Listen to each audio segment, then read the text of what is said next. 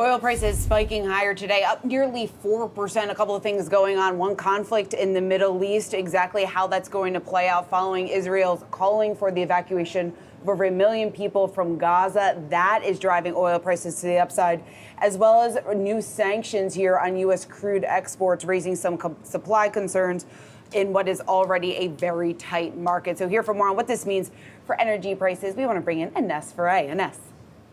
Yeah, Shauna, and let me start out with that second point that you just touched on, those price caps that the G7, the coalition that includes the U.S., Japan, France, Germany, et cetera, some other countries, as well as Australia.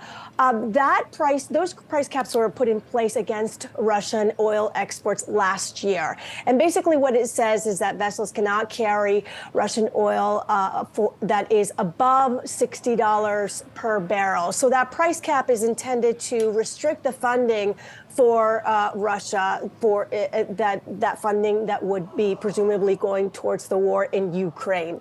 Now, the U.S. and the other countries within the G7 have said that there are two companies that have vessels that were carrying Russian oil that was priced above $75 a barrel and $80 a barrel. So basically, a crackdown on those companies and companies that were violating that price cap. The U.S. here is seen as cracking down on Russian oil, and that is putting the U.S., though, and others in precarious situation because, of course, when you're taking out supply from the market, that's difficult when you have seen prices go up high. So, which brings me to my next point. Going into this weekend, a lot of uncertainty. Of course, the counterattack by Israel against Hamas in Gaza, that is widely expected. But there's uncertainty around the conflict. And namely, there has been uncertainty this week on whether or not Iran, which is a known ally of Hamas, was involved in any way against the attacks on Israel. Now, interestingly, Iran recently said that it has increased its oil production from about 2 million barrels per day back in 2020 to 3.2 million barrels per day today. And the U.S. has basically turned a blind eye around this issue. Now, Andy Lippo of Lippo Oil Associates is saying to me that, look, the U.S. can't afford to take oil supplies off of the market because that is going to result in higher gasoline prices. And we are going into an election year next year. So a lot of uncertainty in the market. And what we have seen with oil this week, the spike we saw on Monday was around the Israeli-Hamas war broadening to other countries, namely to Iran, and what that would do to the oil market.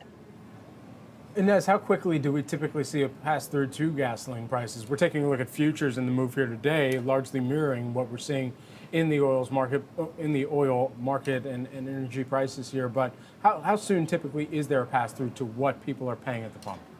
Yeah, look, that saying goes that prices go up like a rocket, they come down like a feather. So you could see price increases relatively quickly, especially because Iran is a player here in the oil market, world oil market. You also have the Strait of Hormuz.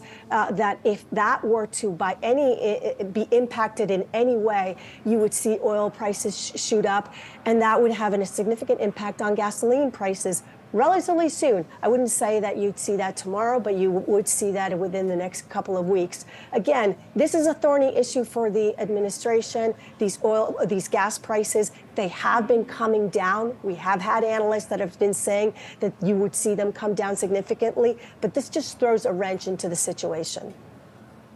All right, Ines, thanks so much for continuing to cover the space for us and bring us updates here. Appreciate it.